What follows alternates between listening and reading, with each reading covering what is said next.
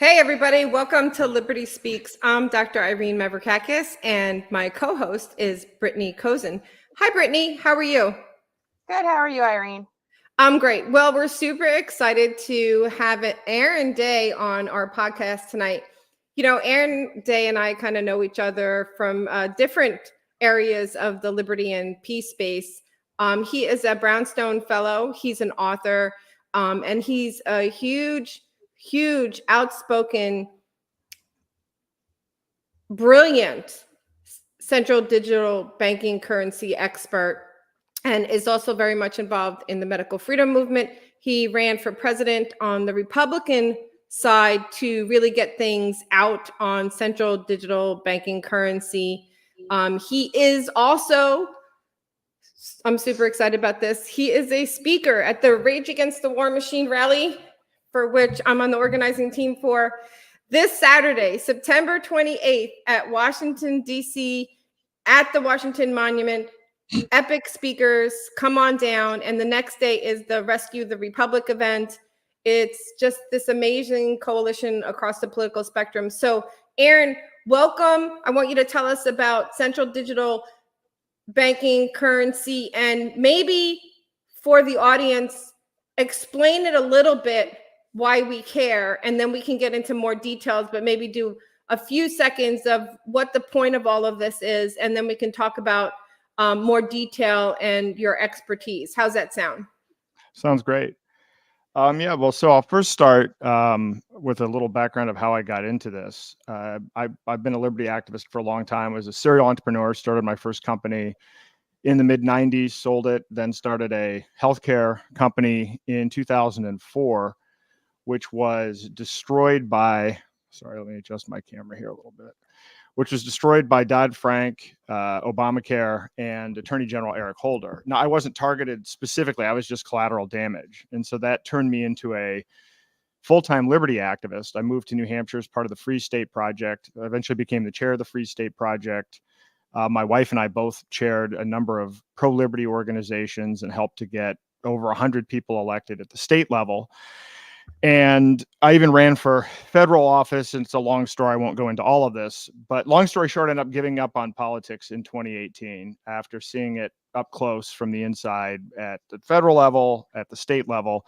And I decided to move entirely into blockchain technology and crypto. And whereas the original idea behind Bitcoin was the opportunity to separate money and state and to get rid of third parties, to basically allow people to buy and sell things from one another without banks, without government, and to do so in a way that was cheap and fast. And that was the original vision behind Bitcoin. Money only represents 5% of all of the global assets. And so everything else, commercial real estate, homes, stocks, bonds, everything else can also have that same technology, that same blockchain technology applied to it. So you can get rid of the third parties basically in all commercial relationships. So realizing politics wasn't the way, I decided to move in that direction. And then COVID hit. And then all of a sudden I started to see friends of mine and people that I respect were being targeted by the federal government. Ian Freeman, who was the co-host and co-founder of Free Talk Live, had been a liberty activist for a couple of decades. He introduced me to Bitcoin along with Roger Ver in 2012. And I found myself with my wife going to his sentencing hearing, where he was sentenced to 8 years in federal prison for selling Bitcoin without a license. And then Roger Ver was arrested in May, thrown into the same prison that John McAfee died in, and is still in Spain. He's out on bail, but he's been there for 4 months facing extradition to the United States for completely made up tax charges. It's completely a punitive thing designed to basically have a chilling effect on crypto. And he had written this book, Hijacking Bitcoin, which talks about the fact that Bitcoin, which was originally supposed to be peer-to-peer digital cash, has now been hijacked by BlackRock, Michael Saylor, and all of the third parties and all of the banks and all the traditional financial people and now government people that it was supposed to replace. And so he writes this book, and then magically 3 weeks later, he gets arrested and thrown in prison. And so I wanted to find out why this was happening to people that I know that were pro-liberty, pro-freedom, and not engaging in illegal behavior. And what I found is that governments all over the world are looking to implement central bank digital currencies. And this is where this gets interesting, because I actually just wrote an article about this, and I recommend you go to bit.ly/ZH for zero hedge 5050 CBDC. This is an article that I wrote. But essentially what I found is that governments all over the world are trying to develop digital currencies that are completely programmable. So where all of our financial transactions can be monitored in real time. We can be censored and shut off from access to money. And the money can be programmed. So we can be told what we can buy, when we can buy it, and where we can buy and sell. And so realizing that this was the issue, I wrote my book, The Final Countdown, ran for president, and have focused entirely on raising awareness to this. Now, what this article tells, this most recent Zero Hedge article, is that what I found is we already have a central bank digital currency. So 92% of our money today is digital. Money is created when the federal government goes to the Federal Reserve with an IOU, and then the Federal Reserve literally creates money out of thin air in an Oracle database. And that's actually the genesis of money. It is central bank, and it is a digital currency. I also found that it's already programmable. So if you've ever had a health savings account or a flexible spending account, these are through banks. The largest provider of health savings accounts is Optum Bank. They have 5 million customers. And with a health savings account, it's a card that you can only use to buy certain pre-approved healthcare items at certain places. So this is using the existing banking infrastructure. It's programmable money that already works to tell you what you can buy and where you can buy it. MasterCard has developed a program called the Doconomy MasterCard, which is a co-branded with the United Nations. And when you use too much carbon, it shuts off access to your credit card. This uses the existing system. So my conclusion from all of this is that we already have a CBDC, but there are just levels of tyranny within a CBDC. So you can have a CBDC and still have cash. You can have a CBDC and still have commercial banks. There's nothing that says all the banks are going to go away and everybody's just going to have an account with the Federal Reserve. That's the interesting thing that I found, not only researching our own system, but also looking at all of the pilots that are going on around the world, where today 134 countries representing 98% of the global GDP are actually at various stages of either research, piloting, or rolling out a CBDC. So why this is important is, in my opinion, this is the single biggest threat to human liberty, because once they can shut off your money, program your money, it's essentially the end of free will, because it is the gateway to social credit scores, digital IDs, vaccine passports. They can control your behavior entirely by controlling your money. And so that's kind of how I got into this, and my thinking on this has really evolved. And so I'm now not warning people about what might happen. I'm now explaining that we already have something that is unacceptably bad. For instance, a lot of people say, well, yeah, even politicians will say, we have to stop CBDCs because we don't want financial surveillance. We already have 13 different mechanisms for financial surveillance in the United States. The NSA is already doing bulk data collection. The IRS is now using AI in conjunction with banks to analyze all of our financial transactions. We have the Patriot Act, the Bank Secrecy Act. They're already looking at all of our stuff. So we don't need to worry about a future when they're doing this, and no technological upgrade needs to happen. They're already doing it. We're just not aware of it. Right. And it's interesting. So what I'm getting from what you're saying is, people were kind of waiting for this, on off, where all of a sudden, they're in control. But what has happened is, in an insidious nature, we really are in a situation where there is almost full control of our ability to purchase goods and do certain actions. I went into a deep dive recently about why humans created money. And it's such a good exercise to remember how far away we are to the point of everything, right? So humans created money because the baker wanted his car fixed, but the guy who was fixing his car, well, no, it was his horse and buggy, excuse me, or whatever. Well, when it was before that was caveman, I don't know, whenever that was, right? The baker wanted something that someone else had, right? And the guy who was selling whatever didn't want 50 loaves of bread, right? And so they needed to form some method of exchange. And that was, the birth of money, right? Because you wanted to have something that you could exchange goods and services. Now, what you're saying is really important because it's all part of this whole concept of the chiseling away of humanity's free will and freedoms, right? This is just one small component. And of course, you and I talk about COVID mania tyranny all the time, which was just a quintessential example of failed central planning and the government's push to, as opposed to being a protector of life, liberty, property, and the pursuit of happiness, they were the destroyer.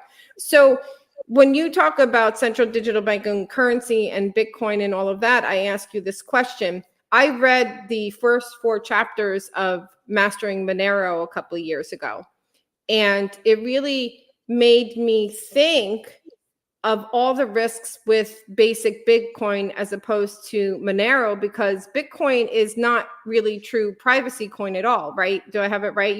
Can you Yep. explain that? Like, you can see it on both ends. And when I was reading this, and then after chapter 4, it was way over my head, I thought, well, Monero really is the only one that's a true privacy coin. Everybody knows this. And it just seems to me that like the whole Bitcoin thing could have been like this bait and switch, right? Like, I think everybody kind of went into it, and now it's kind of something that we thought was a great idea, but now might become something that controls us. And the whole idea that IRS agents are looking to, of course, tax you on Bitcoin money transfers and things like that. So I might have gotten some of this wrong, but does that kind of make sense what I'm saying when we're talking to people to understand that we're so far away from the point of money, and that this control of how we make our purchases is kind of like that bad episode of Black Mirror, where the social credit score is tied to your purchases, is tied to your ability to freely move and things like that. Yeah, no, I think it's a great explanation. I mean, again, the point of money, as you said, was to be a medium of exchange. And so people used to use shells, and people have used all kinds of different things because, as you said, in a barter system, it's really hard to coordinate what people's wants are. I mean, the person that has goats versus chickens versus whatever it happens to be, or the baker. So they came up with this idea of a medium of exchange. It was never supposed to be a surveillance system.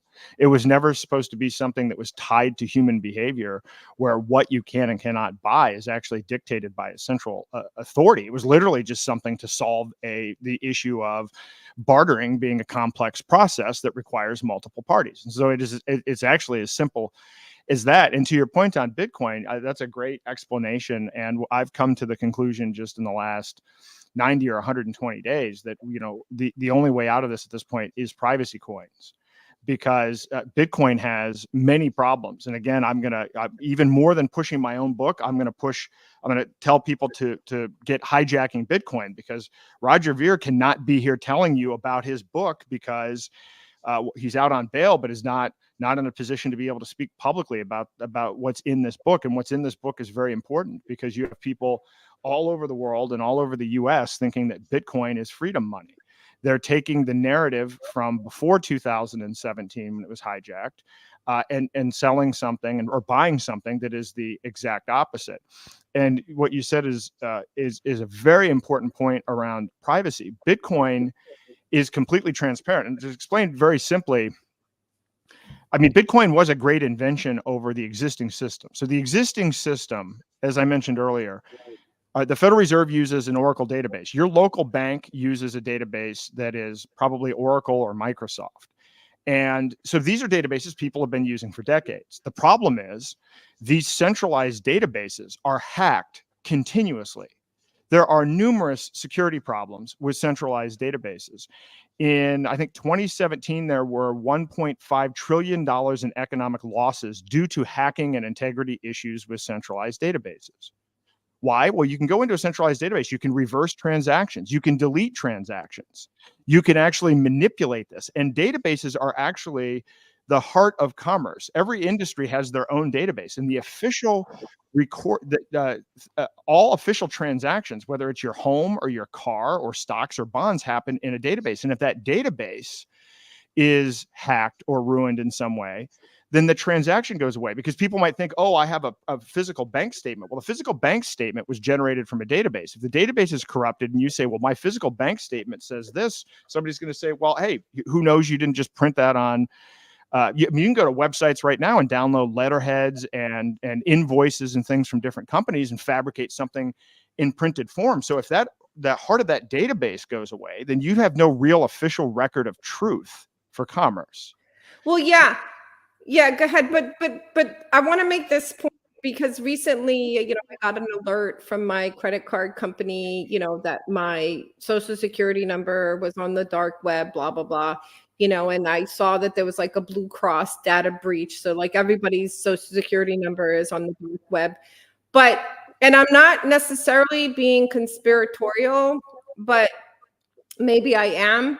But I think that is going to be used as the excuse to have a central digital currency tied to biometrics and tied to something specific about us, our fingerprints or eye scans or something like that, because it's going to be like, well, the social security number, which was never meant to be a form of identity, and all of this thing, we're all hacked, and we don't really know who you are. So, we have to have, some sort of biometric signature, your fingerprint or your eye scan, and that'll be tied to your banking, and then, that'll be tied to behaviors, and that'll be tied to, BlackRock and these different types of social, do-gooderness.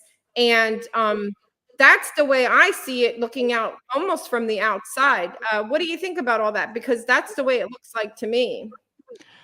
So I think that's a very excellent explanation. I think there are many different ways and excuses that can be used. I think Republicans and Democrats will agree on money laundering and terrorism. They'll use the fear approach, but I can see Republicans and Democrats using different approaches. I can see Republicans using, we have all these illegal immigrants, and so we have these people coming over here and they're earning cash and we can't track any of it. Or Republicans will use, well, we don't have voter ID, so we need to have a digital ID system that's tracked to money because we need to collect fair share of taxes from immigrants. And so you can see it coming from both sides. This is why one of the things I like to say is there's no political opposition to enhancing tyranny for CBDCs. I've gone through the legislation. Republicans and Democrats are both ratcheting up the reporting requirements. They're both moving away from privacy. They're just using their different ideologies as justification for it. And I wanted to go back to one other thing about Bitcoin. So Bitcoin was a step up in the sense that every 10 minutes, new transactions are added to what's called the blockchain. And so the blockchain is just this long list, essentially, if you want to look at it this way, a database of transactions. And every 10 minutes, computers all over the world are in a race to solve a math puzzle. And whoever solves the math puzzle first gets to add the next set of transactions to the chain. That's why it's a blockchain. So every 10 minutes. And then this database is distributed to tens of thousands of computers all over the world. So essentially, tens of thousands of people have access to and control of all of the transactions that have ever happened on Bitcoin, and it's updated every 10 minutes. The good news is, from a security perspective, you can't reverse these transactions. It's called an immutable ledger. So this is actually an upgrade to the system that we have right now, where databases are hacked, the information is destroyed, information can be deleted or manipulated. So in one sense, it's an increase in security. The downside is tens of thousands of people have complete copies of all of the data, and it's not anonymous. So in essence, it's the opposite of what a lot of people thought, like even Ross Ulbricht and others. People thought that this information was anonymous. And now the CIA and others are using a technique called chain analysis, where because the ledger's public, they're able to actually track all of the transactions and find out everything that everybody's doing. So I don't know if the intention was to be a surveillance system. The anonymous creator of Bitcoin actually spoke, towards the end before he kind of bailed on the project about the importance of adding privacy. In fact, I think it's conceivable that the person, it could be one of two, or well, one of numerous scenarios, but it could be that the NSA created Bitcoin and it was intended to just condition us to this type of system, or it could be the same guy that created Bitcoin also created Monero and realized that, there's a better way to do this and we need to focus on privacy. I don't know. And to a certain degree, it doesn't matter what the intent was. We are where we are now, and where we are now is in desperate need of privacy coins, which is why I use Zano and Monero are the two that I'm promoting. And then there are some others that also have privacy, but you have to take some extra steps in order to implement the privacy. Right. But the other thing I want to ask you about, because I listened to a couple of videos of Andreas Antonopoulos when I was down my deep dive and reading that Mastering Monero book, is that, and I have a friend of mine in Europe who, mines Ethereum, right? So I learned this from a friend of mine, all this stuff during COVID when, you were learning everything. And, having your own actual Bitcoin wallet, paper or hard wallet, is actually having Bitcoin. But am I wrong that I was taught that, all these exchanges and apps and things like that, it's not the same as having your own, hardcore, wallet that is actually Bitcoin with your own key. And the joke with my friend was that the most safe Bitcoin thing to have is the damn thing written on a piece of paper, right? Because no one can take that key. Do you see what I mean? Because now everybody's on all these exchanges, and that's what you were talking about before. And it's all just like banking and money. None of it's really there. And then my other question, which probably the crypto community is going to get mad at me for, and maybe it's not an intelligent question, is that it is so far away from value, right? We're so far away from the point of money and value, and there's no intrinsic value that, I'm a fan of Goldbacks. I'm kind of obsessed with them because I like the idea that at least there's something of value in it if humans decided that gold still had value. And, if you think about it, fiat is the ultimate privacy currency, because when I give you a dollar bill, there ain't no one knowing what I'm giving you that dollar for. And so that's kind of an outsider's view of all of this. So I'm sure I've made some mistakes, but what do you think about some of those thoughts? I forgot there was something at the very beginning. So but let me address a couple of the points. So one, I don't think that there is anything such as intrinsic value. I think that even the idea that gold has value is subjective. So I would look at it this way. Money is there just to be a ledger. So whether you're using seashells or something else, it's a way for people to keep track. So in some respects, if you have a privacy coin or something where you actually have a ledger where you can actually keep track of everything in a way that, can be audited or not, depending upon the situation, but where things can be kept private, it is actually valuable. It's not necessarily a separation from money.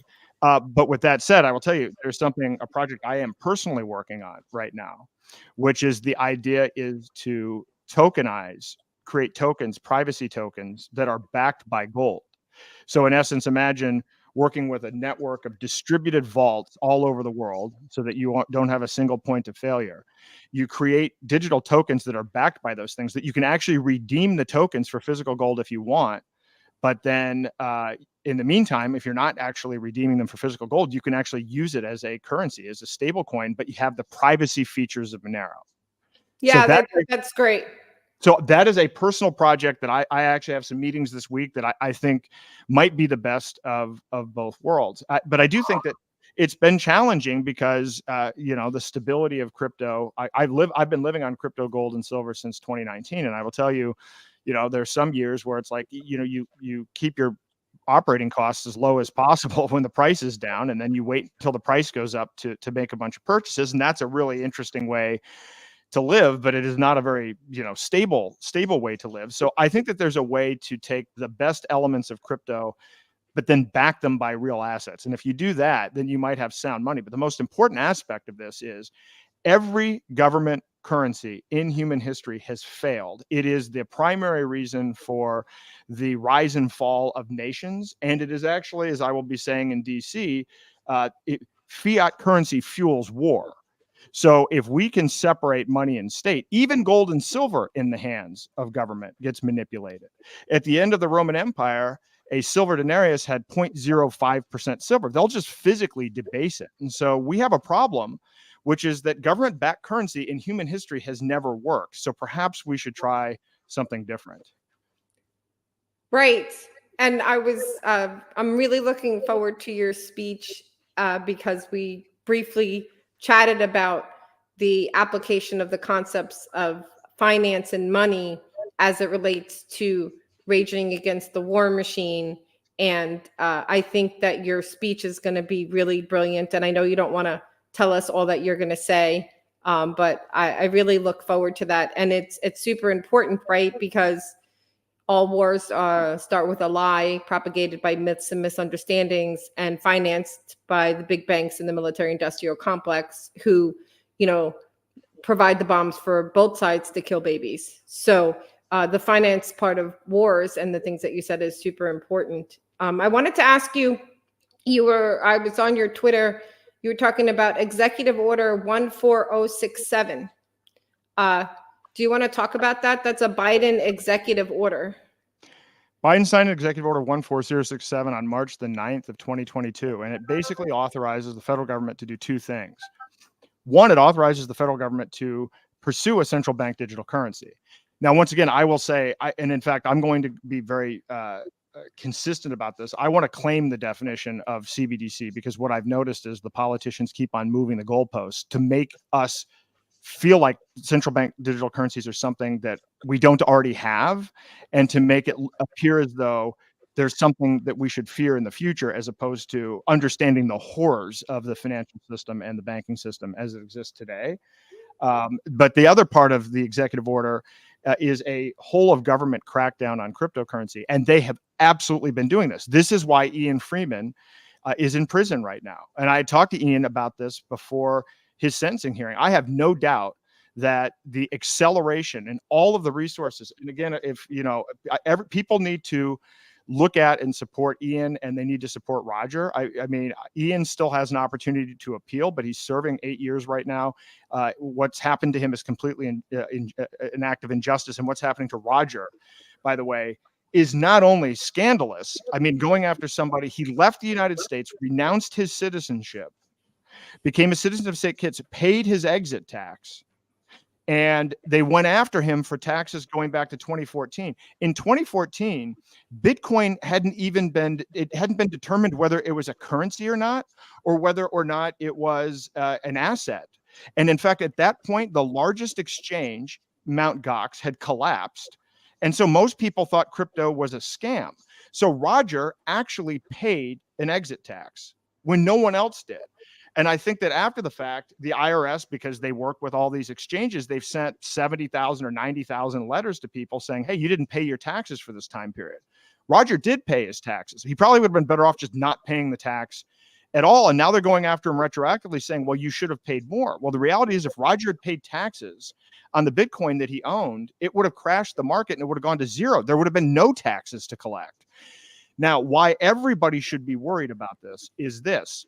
As we talked about earlier, Bitcoin can be tracked. So if they're going after Roger for something for 10 years ago, and by the way, this is how they got Ross. And I'm going to answer the other part that I didn't mention before. The United States government owns 200,000 Bitcoin. They didn't buy these on the open market. They didn't mine them. They stole them through civil asset forfeiture.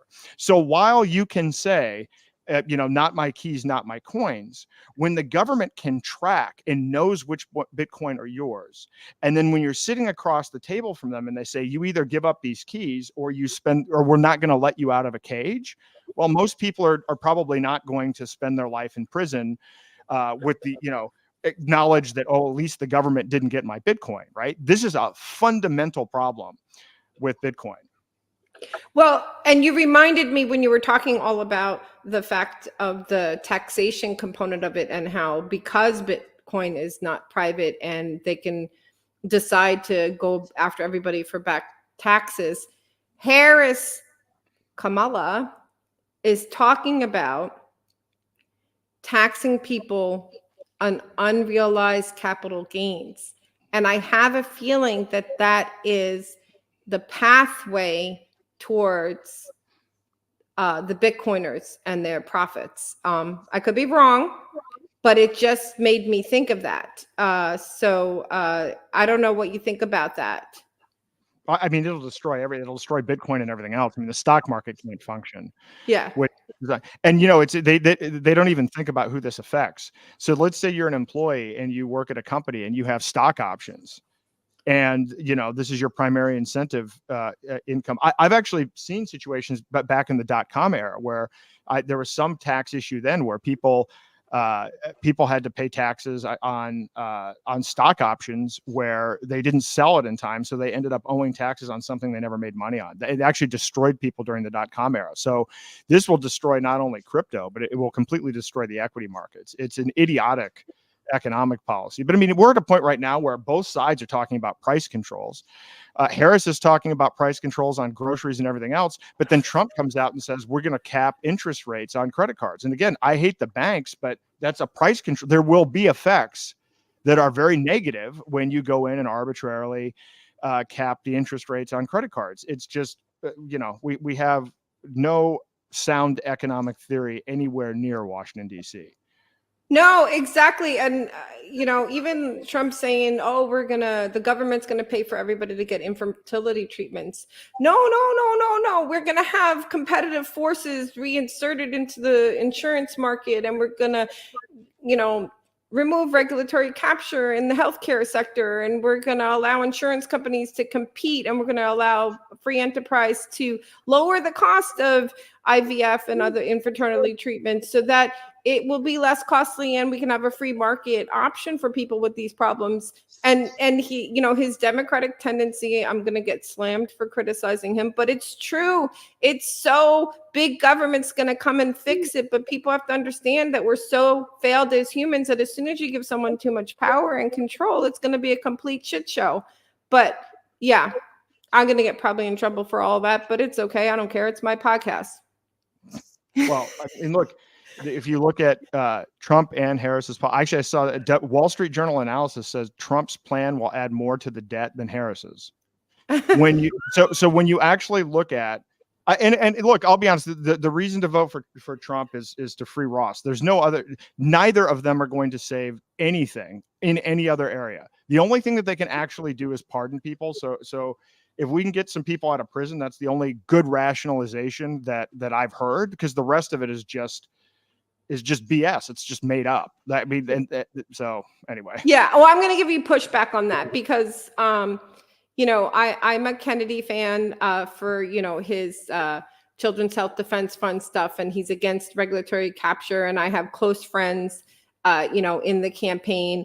And, you know, and I do think that Angela and a lot of libertarians do have all of their ear. And, you know, although they all have, you know, non-liberty based ideas, I think they are sitting with us at the table. And, you know, I pray that Trump does allow all of us to have a conversation with him and really push him more towards liberty.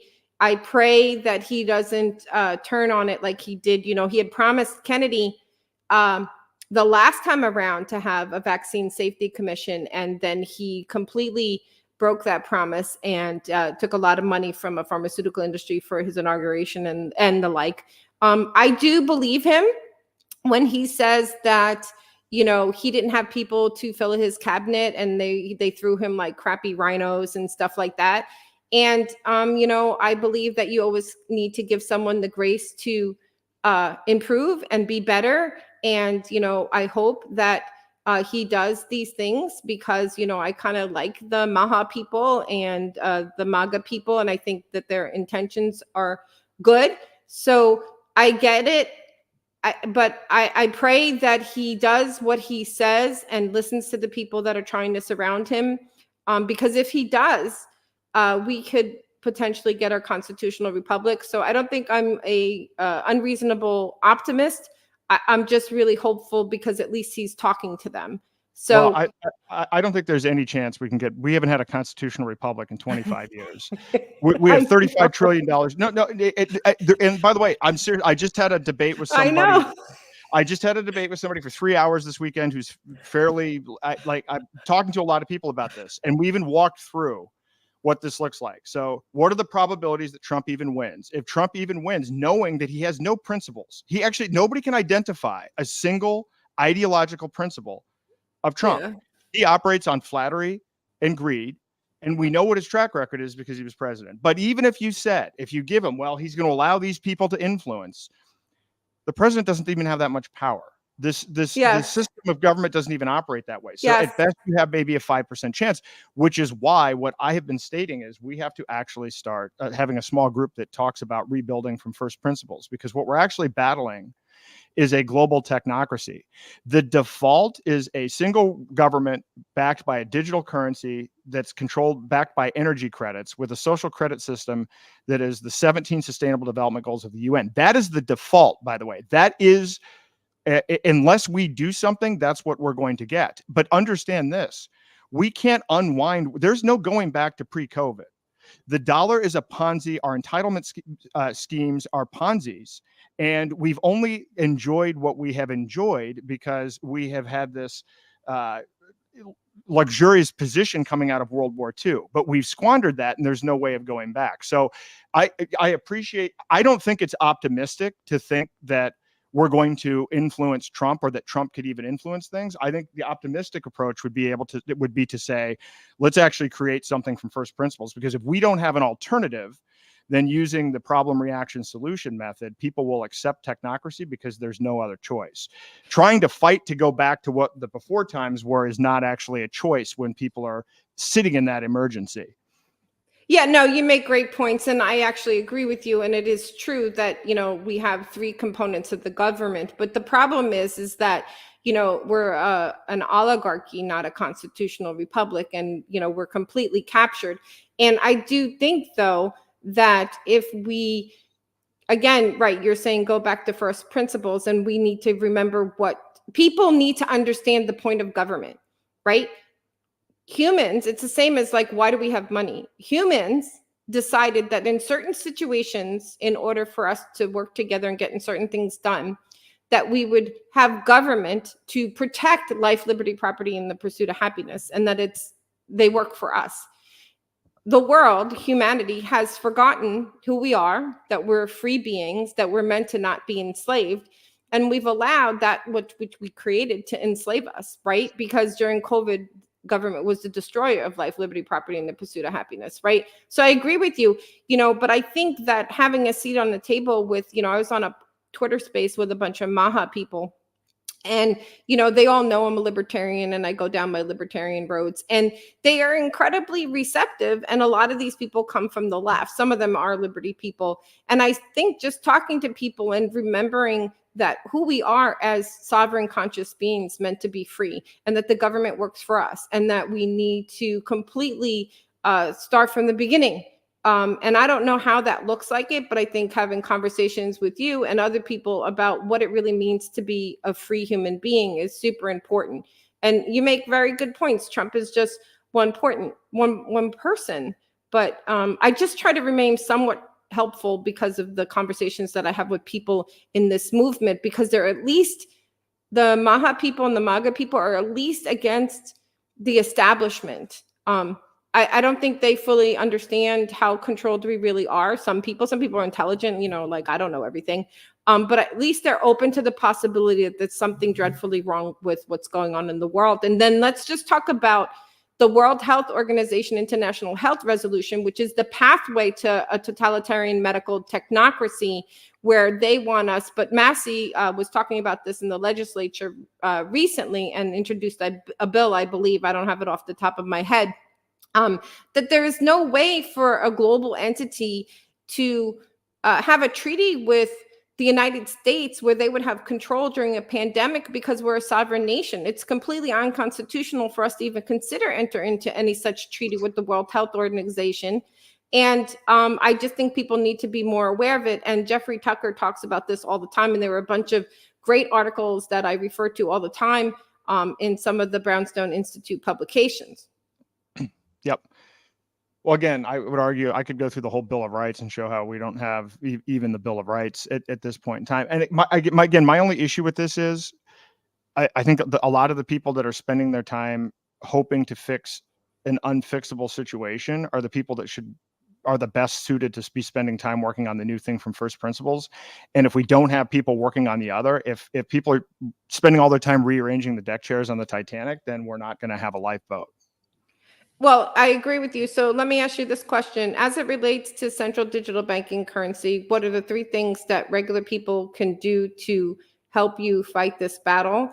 And as it relates to making this country going back to first principles, what do you think people should do in their day-to-day lives to get us towards where we really need to be as a free sovereign nation and people? So the number one thing is, not to give away too much of my talk, but just stop using the dollar. I mean, if you don't want to fund these wars and fund, children being blown up all over the world, and you don't want to fund all of this tyranny, stop using the dollar. Every time you buy something at Starbucks with the dollar, somebody in Lebanon is going to get killed, or somebody in Russia is going to get killed. I mean, it's not even being hyperbolic. All of this runs on fiat currency. There's no way we're going to vote these people out. In 2022, 100% of Senate incumbents won re-election, 94% of the House. If you look at the people that have actually won the primaries, there's going to be no change in the Congress because literally there's nobody running. There's no anti-war caucus. There's no anti-CBDC caucus. There's a 0% chance Congress is going to fix things because we literally don't have people. We're 44 days or whatever away from the election, and we don't have people. So stop using the dollar. And you can go to daylightfreedom.org. I'm doing workshops all over the country. We have one coming up in New Jersey on October the 5th. So go to daylightfreedom.org and you can see the next series of workshops that we have. New Jersey on October the 5th, Omaha on November the 9th, and Nashville on December the 14th. We're going to be doing one of these a month all over the country where there's demand, and we have demand everywhere. So we're just now trying to prioritize the logistics. But in these workshops, I will actually explain what CBDCs are, but I'll also discuss the fact that fiat currency, the dollar, is broken and it cannot be fixed. And I will demonstrate that very, very clearly. But I wrote my book to be a self-service book so that if you have never used crypto, gold, or silver, you can actually follow steps to download a wallet, get crypto, start living on it. But what I found is people needed that extra push to actually take the first step. So the second half of the workshop is actually setting people up with a wallet, giving them some crypto and showing them how to use it. Also giving people a gold back and showing them how they can use gold and silver for day-to-day transactions. That is the number one thing that we can do. But the other thing that I would say is we're not going to vote our way out of this. This is about radical non-compliance. This is about civil disobedience if it needs to be. When I ran for president, I ran on the campaign of don't vote for me. Take your money out of the banks, boycott public health, take your kids out of public schools, stop watching mainstream media, stop using big tech. If you do those things, you're 90% of the way there. Just don't comply with this. The sad thing is, though, we're in this predicament that we're in right now voluntarily. We signed up for it. You know, these click wrap agreements you get every time, you sign up for Amazon, they have a 12,000 word agreement. You sign up for iTunes, you get an agreement. Everything that we do has these digital click wrap agreements. The average American signs between 150 and 400 digital click wrap agreements a year. Nobody reads them. I probably sign 500 of these a year, right? But here's the thing. If you read all of these agreements, it would take you an hour a day, 365 days a year just to read the agreements. So of course, nobody reads the agreements. And so, but by the way, even if you did, what are you going to do? Send red lines to the chief legal counsel of Microsoft? You actually don't even have a choice either, right? So we've done this with everything. Online services, our stocks, our bonds, we've given away our privacy, we've given away our data. So in some ways, we've done this ourselves, but we need to just stop. Again, we're talking about rage against the war machine. I think that we need to exit. We need to stop fighting. We need to exit. We need to stop putting our energy into these broken systems. Money is a function of energy, and we need to withdraw our energy and our money from these things and to start building other things. And just, don't tolerate it. That's what I've been doing, and that's what I recommend. That's what we can all do. No, I agree with you. And I think that a big part of it is having conversations with people and kind of coming to where they are. People are in a different knowledge base as it relates to what's really going on in the world. And one of the biggest things that I learned from actually Maj Touré when he came to Liberty Speaks One is he had this speech where he was just explaining, how do you talk to people that don't even really know where you're coming from and what your frame of reference is? So I think that the educational events that you're doing are super important and will all help to promote them. And I think it's just really commendable. Although when I say that, because I think you and I are pretty like-minded, we're really not capable of not doing this, because once you kind of know that you need to do this, because, having a free humanity is kind of important, because the alternative really kind of sucks. I think that that's why you kind of push this through. Well, yeah, I think, and I'm looking for an image, because there's a quote that I want to make sure I get right, but it's actually my new favorite quote, because it speaks to a point that you just made. But what we really are fighting for here is free will itself. I mean, the other side, you hear Yuval Harari, these technocrats actually don't believe in free will. They literally have explicitly stated they don't believe in free will. No, that man, I know who you're talking about. Yeah. They don't believe in free will. They don't believe in property rights. They don't believe in individual rights. And so that's what we're dealing with. But I want to say one thing about your point about meeting them where they are, because I've changed my thinking on this as well. This is a quote from Dr. Charles Tart. And he said, when an audience is presented with a theory that is one level above their understanding, they find it inspiring. When the information is 2 levels above their comprehension, they fall asleep. At 3 levels, they become angry. And when the data reaches 4 levels above the level of the audience, they want to kill the presenter. And I actually think this is true. I mean, you've encountered this. So what I've done, I think, strategically, is we have to stop being worried about mainstream adoption of these ideas, because ideas as well as technology follows an adoption curve. You get innovators, which are 2.5%. Then you move to early adopters, which are 13.5%. And then you go to early majority, et cetera. It follows in a process. We're at the point where we just need to focus on those innovators, and we need to focus on building the alternatives, so that once we have solutions that are easy to use and easy to embrace, then the folks down the adoption curve will find it easier to accept them when the time is right. Because I think we get caught up spending a lot of time arguing with people that are 2, 3, and 4 levels removed, and it's unproductive. Of course it is. Yeah.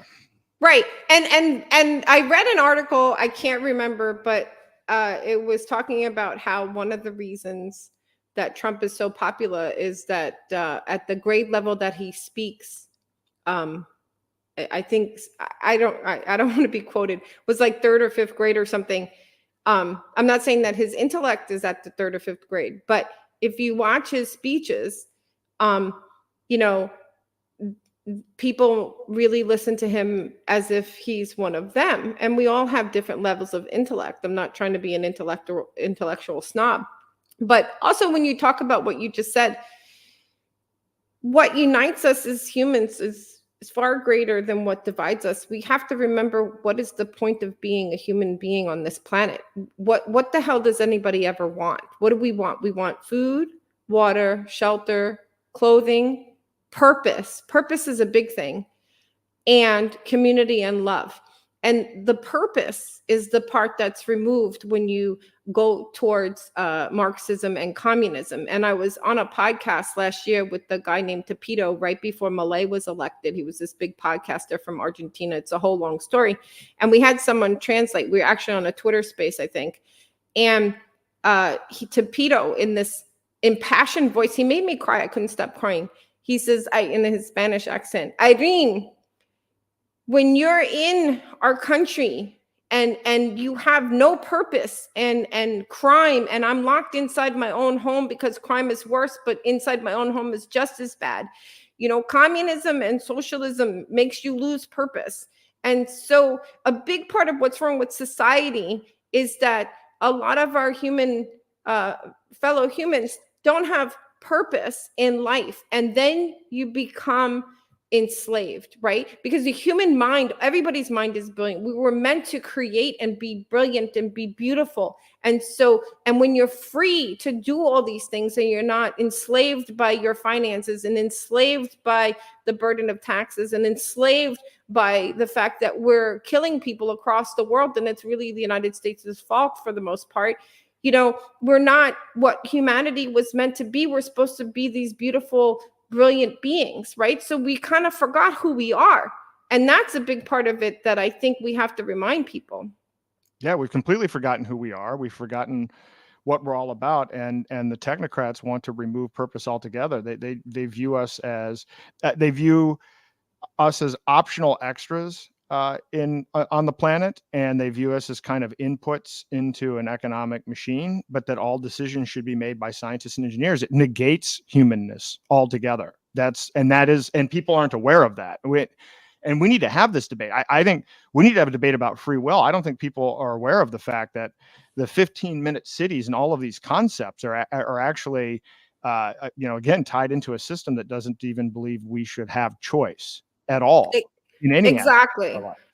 Is that, you mentioned, I forgot his name, that Harari guy, Yes. the one, I watched him speak a couple of years ago. And, this really is about what do you believe is the nature of humanity's essence, who we are.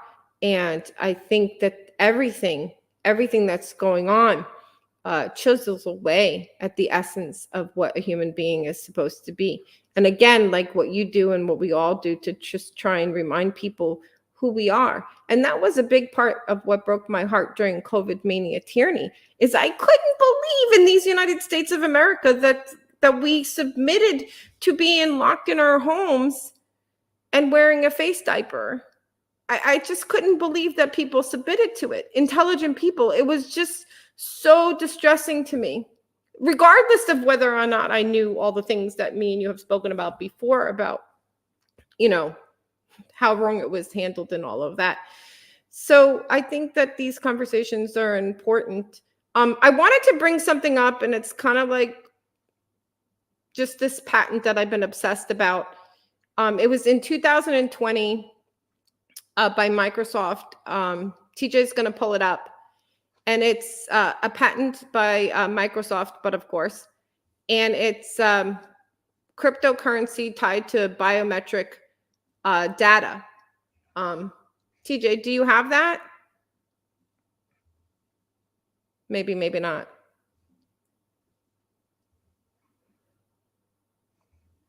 All right. Well, we'll see if he can pull it up. But the idea that, here we go.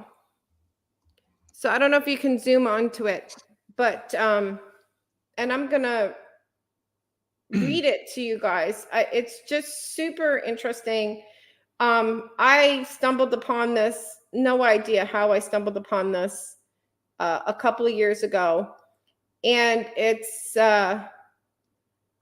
patent W020200606006A. There's a whole bunch of conspiracy theories about that. It cracks me up.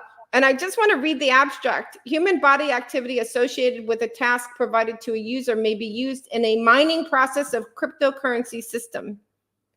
A server may provide a task to a device of a user, which is communicatively coupled to the server.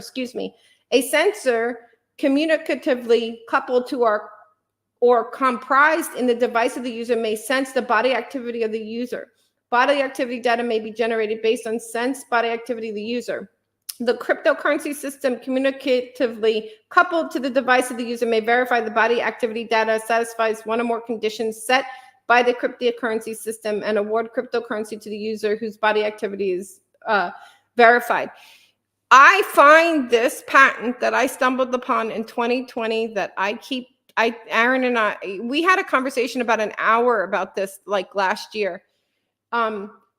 I just find this as the pathway to tying humans digitally to the social credit system, money, and the freedom to move about. And I don't think I'm reading this and becoming conspiratorial necessarily. I don't know. What do you think, Aaron? So there's nothing conspiratorial about this. Again, the more you dig into this, a lot of conversations about this over the weekend. And I think what a lot of people are coming to the conclusion, there were a lot of people that were shocked by COVID, and a lot of people who went through this phase of thinking, well, this was just a fluke, or it was greed, or it was a few bad actors. And then once you actually dig into it, it's no, they're trying to kill us. And there is a very specific path, and there's a very specific plan, and it's not even hidden, and these aren't even theories. They are in clear sight. The guy who created OpenAI launched a WorldCoin, which is a cryptocurrency where you have to use biometric screening. They had these orbs that would actually scan your eye, and it would give you free cryptocurrency. And they had people all over the world. It didn't get the traction that they wanted, but still people all over the world lined up to get this free cryptocurrency. And they claimed they'd keep the data safe and everything else. And it was a whole odd thing. But when you look at this, and there are some other things that I've delved into with this. I mean, we have 5G, but then arguably there's something called 6G coming up, and we essentially have a body area network being formed. And so we have all of these wearables, and we're essentially creating it, interconnection of devices and measuring everything about what we do. You can actually tell from Fitbit data has been used to determine whether somebody was involved in committing a crime or not, based on their heart rate patterns and where they and their location. And so, absolutely. So, to be clear, I talked about this is a concept in one of my other articles that I wrote, which is really long, but it's probably the most important thing I've written. It's you may own nothing sooner than you think. And I talk about the fact that the evolution of the database, these centralized databases, is to tokenize everything. So to create digital tokens that represent things in the real world. And those digital tokens could represent money, stocks, your house, but they can also represent your physical location. So part of what contact tracing was all about during COVID was creating wireless tokens that actually track human movement. So imagine, because this is what they're building, it's called Regulated Liability Network, and it's tied to CBDCs. They're not going to just have money in a centralized location that can be tracked. They're going to take everything else and put it on a common ledger so that they can track and tokenize everything, including our own human movement. And this is going to be a global database, because the US is building one, Europe's building one, Japan's building one, but they're all being designed to interact with one another. So what you've shown in this patent is something that's actively being built, and you can actually see the product of it. You can see pilots of it. I actually had somebody reach out to me from a Zero Hedge article who actually developed some of the patents on tokens, and he actually is in a bunch of whole lawsuits because I guess he claims Google and Microsoft and Apple, I believe, all violated his patent to do the contact tracing thing. So these are not conspiracy theories. Even the Internet of Things, I mean, they're tracking everything. Supply chain, they're tracking, they're putting sensors in everything. And I actually wanted to point out one other thing. You mentioned that cash, that fiat is the ultimate kind of real money. Well, it's actually not. Fiat can be tracked. There's serial numbers on fiat. There are readers of that. But I started digging into this. So one way of looking at this is a dollar bill or currency is just a paper token that represents a database entry. So they're now putting nanotechnology and experimenting with RFID for paper currency. So paper currency itself is going to be trackable, assuming they even continue to allow it. But we may still have cash, but that cash is just as trackable as the digital system. And so arguably more so, because you can't put a VPN on it, for instance, which you could do if you were using a digital currency. So there are no conspiracy theories about that. Yeah, so then it makes me want to go back to a barter system. As you know, I'm a physician, and I'll just take care of you guys, and you can give me some chicken, eggs, and bread, and I'll just, have my vegetable garden. No, I don't really know, but sometimes I pine over what humanity needs to be, and the dangers of all of this technology taking away our ability to have, purpose. But when you were talking about all the digital connections and things, it made me think of EMF and the electrophysiological consequences of technology. And, Kennedy and Dana Taftner, I think I'm saying her name right, sued the FAC because there's been really no safety studies on the consequences of the EMF from all this G stuff. And I don't fully understand it, but just to kind of nerd out on my biological self, we have to remember that humanity, we're electrophysiological beings. Just think when you go to the doctor, they do EEG and they do EMG and things like that. And so, synapses that occur in your brain are based on influx and outflux of cations and anions, right?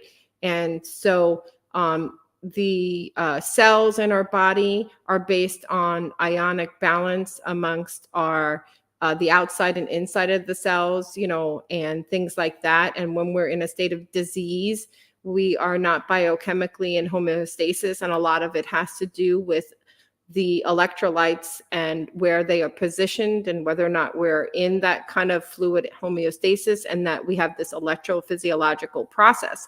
And from a perspective of what is happening to humanity physically from all these toxins and all of these other things that we're exposed to, including all the EMF related to what's going on electronically in our electronic pollution, it affects the interconnections between our endocrine, sympathetic, and nervous system. And so we have this macroscopic essence of humanity and this microscopic essence of humanity in our mitochondria. And so it's not just what's happening, but it's what's happening to humanity on a physical basis that is also making us kind of crazier and confused and less intelligent because we're not physically well. So I just wanted to kind of make that medical point because I think it's important, because if we're not physically well, then we don't make good decisions. We're not socially well. We don't behave well. We're not psychologically well, and we're not intellectually well. So when I watched the movie Idiocracy and I felt like I was watching a documentary, I don't think it's because people deliberately are losing their intellect. I think the physical toxicity of the human body related to everything that's being exposed to us is creating us to be psychologically, socially, and intellectually unwell, and we're kind of devolving. I think we're definitely devolving. I think that part of the problem with modern medicine, allopathic medicine, I mean, we're focused on materialism, and I think even quantum physics and other things would suggest, we're more energy than matter. So we've actually had most of our science has been around materialism and around Newtonian physics. In fact, I started playing around with a bunch of things. I actually use this thing. Have you ever heard of this BioWell?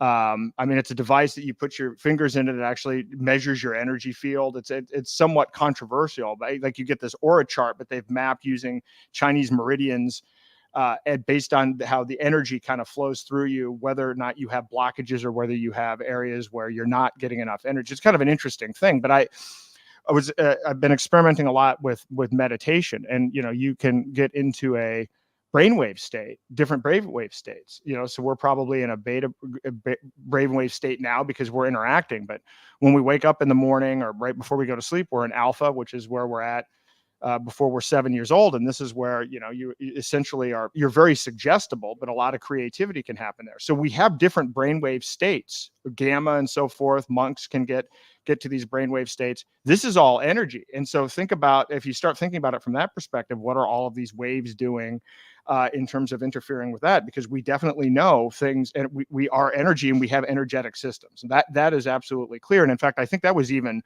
recorded and then was taken away by the AMA at some point. I think that was actually something that had been accepted as true and then explicitly removed by the AMA. So I agree. We don't know anything about this. Although I think people do know about this. I think this is being done intentionally. I've seen a series of other patents where they are actually trying to turn this into a control system. I mean, I think you listen to Catherine Austin Fitts and some other people, and you look at some of these other patents, we might not know what the effects are, but I think the military knows what the effects are, and I think it's deliberate. I think that this is intentional control. No, I agree.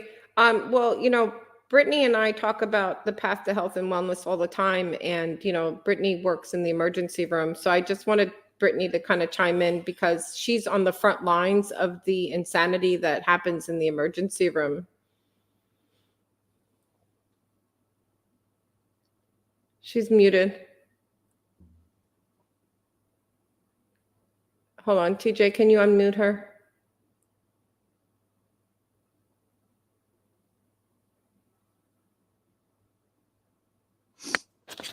Can you hear me now? Yeah. Hey, yay.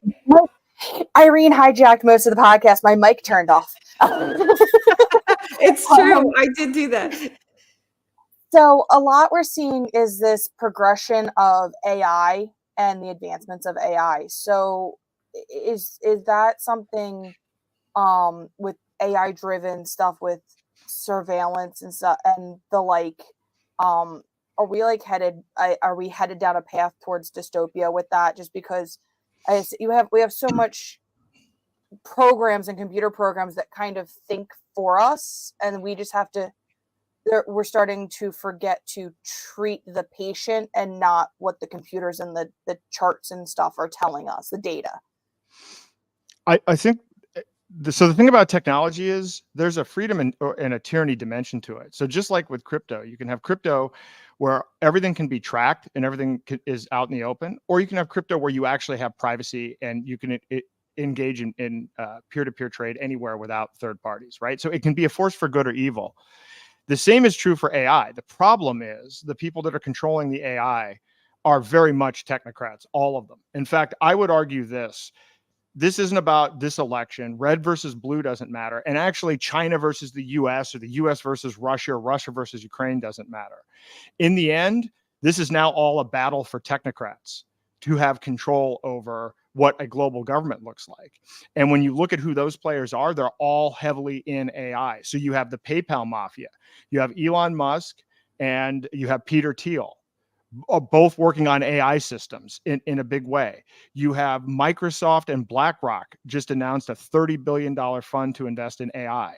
Then you have Google. Then you have Zuckerberg and Meta. Those are the people that are fighting over it. So yes, the AI as it's being developed, and I don't even necessarily think it's the AI itself that's problematic. It's who develops the screen that filters the data that comes out of the AI. Those are the most powerful people in the world, and those are the biggest sensors in the world.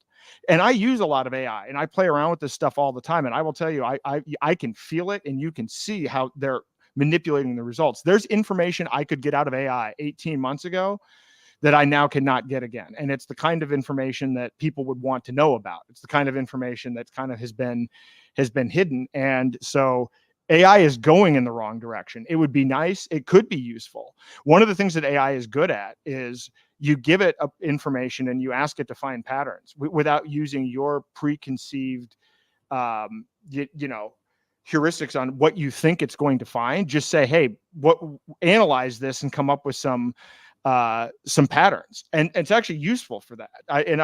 So I think it can be a useful tool, but I worry because we know who the people are that are directing it right now, and I do not believe they have our interests at heart. If you are actually interested in free will and consciousness and the ability to make your own choices, they want to make all of the choices for us. They want to take us out of choice. It could be a great tool to augment. If we could outsource, think about how many new choices we could make. Like, I don't think that the technology, you could say, well, yes, I mean, I'm glad we have electricity. I'm glad we have computers. People used to think that the computers are going to wipe out jobs, and the opposite happened. There were more jobs created, right? If AI is developed in the right way, then we're going to be making all kinds of new choices. We're going to be able to exercise parts of our brain and creativity that we don't have time to right now because we're busy focusing on the hierarchy of needs and Maslow's hierarchy of needs, and we're at level 1 and level 2, and AI could help take away that and free up these other choices. But I don't have a lot of optimism about the current direction of it. You're muted again, Brittany.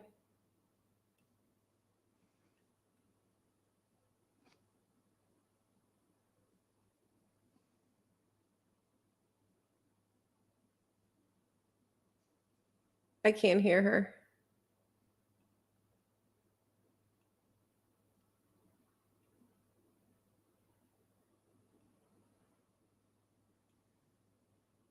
All right. Yeah, I think that actually someone in my family has expertise in AI and speaks on the ethics of AI and all that other kind of stuff. I think that AI could be a really great thing, and humanity could find purpose in other ways. But AI could be, incredibly dangerous, and we could be entering a bad episode of the Matrix movie. So hopefully we're not entering a bad episode of the Matrix movie, and hopefully we find a way to use AI. But AI will write a good social media post for me that would take me a much longer to write, and every time that happens, it kind of makes me nervous a little bit because I don't know if humans are going to know how to write. I don't know. Well, we might not need to know. We might develop some new emergent capabilities, right? On top of that, if this takes away the writing, it could go either way. But again, the problem is the people behind it and the regulators, because nothing is worse than what government ethics, the ethics that government will define and impose on it. I worry about that the most as well. I go back to, because I've been involved in tech for a long time. I mean, I started using computers when I was 5, but I started my first company in 1995. I remember search engines before there was any censorship at all, where you could get, I mean, there wasn't necessarily a lot on the internet, but you could type in searches and you could get the information. And now obviously you can't. Now all of the searches are sanitized with layers, right? The CDC got involved. There are so many filters on the search results. But I remember when you used to be able to email people and they would receive the emails. Now, literally, Gmail, Google has an ability to kind of shadow ban you and put you in an area where you don't even go into the spam or the junk folder. It just doesn't arrive and you don't know about it. So email has become a useless form of communication and something that can be censored every bit as much as anything else. And so the problem is big tech is 100% captured.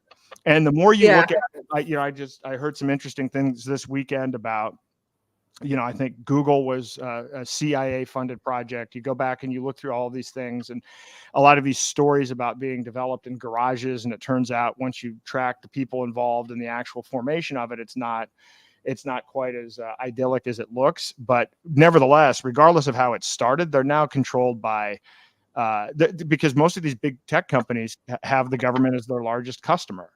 And so now they spend millions in lobbyists. And so it's completely controlled. The censorship industrial complex is out of control. I saw this diagram of the censorship industrial complex. This isn't just algorithms and shadow banning. It's a network of like 25 organizations, nonprofits doing this, university groups like out of Stanford, and the Defense Department. And they would even have sites that people that worked at different social media companies could log into. So if somebody, a famous doctor, posted something that was against the COVID narrative, it wasn't just an algorithm that was picking it up. It was actually people in a chat group coordinating from the different social media companies saying explicitly, take this down or remove this. So it even went beyond algorithms. And so if they've done that with social media, AI is even easier to put a layer of censorship on because of how centralized it is. It's very easy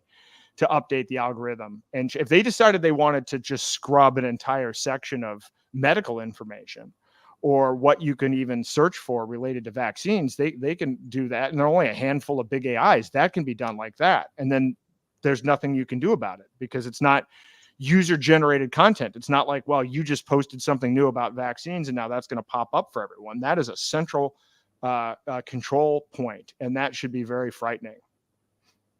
Yeah, I agree wholeheartedly. I think Brittany fixed her mic, so I think she had a follow-up question. Can you hear me? Yes. Yep. Yay. Okay. So keeping along with the AI stuff. So my township, and I've spoken out against this already, they are getting an automated license plate reader, and they're just increasing in our area, and especially in our county, in Pennsylvania here.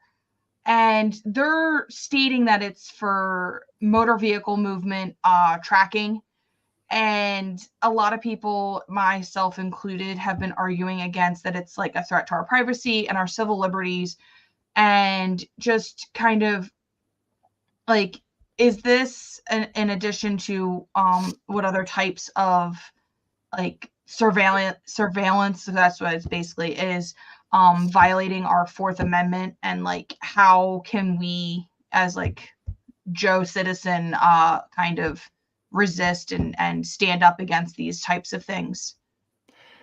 Well, I mean, we have no Fourth Amendment. I mean, I go back to financial transactions. The IRS is already looking at our transactions. There's NSA bulk data collection. Where's the Fourth Amendment there? Fourth Amendment's been gone for a long time.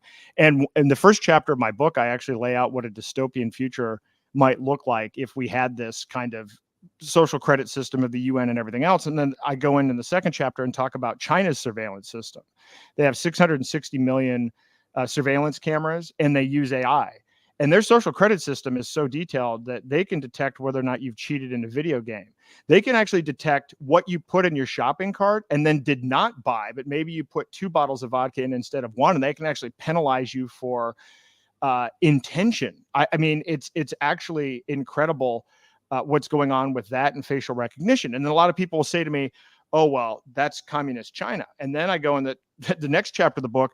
If you look at what Snowden pointed out, in terms of what's already being collected on us today through the NSA and other programs, and consider that our pictures are taken 85 times a day today in the United States. That is through surveillance cameras. That's not even including the pictures that we voluntarily take of ourselves. So this is, like I was saying, we already have a CBDC. We already have a surveillance state. So when people say, oh, well, we're going to become like China, we're getting close to the same number of per capita surveillance cameras. There are, I think, between 10,000 and 100,000, I know it's a wide range, new surveillance cameras being installed in the United States every day. We get half of our surveillance technology from China. So yeah, they're putting all of it in, and a lot of it was put in during COVID. Every time we have a crisis, in 9/11, we got the Patriot Act that put in surveillance. When the financial collapse happened, they put in a lot of enhanced things regarding financial surveillance. When COVID happened, they put in a ton of this stuff, and they never took any of it away, right? I mean, it's not like contact tracing doesn't exist. It's not like they uninstalled everything. So they use every one of these emergencies to enhance the surveillance state across the board, including on financial surveillance, to the point where we're already almost gone. Like, if there's a next emergency, we're already fairly well tracked. They've been putting security cameras on traffic lights, even in New Hampshire, which they're not even supposed to do. So I'm wondering about that. But yeah, I mean, this is all part of it, and it will all be tied into digital IDs. I talked to somebody this weekend from Australia, if you want to see where this is going, where they already have surveillance cameras and they do automatic ticketing. So if you speed in Australia, you're just going to get an automatic ticket. It's not even necessarily a matter of getting pulled over. And I believe they're about to vote on, or maybe just did, a bill that, if you're 14 or maybe even 16, you can't even access social media. And they're starting to put digital IDs and requirements on for being able to access the internet. We need to be worried about this because we keep on giving more control over to the UN. We've already given a lot of control.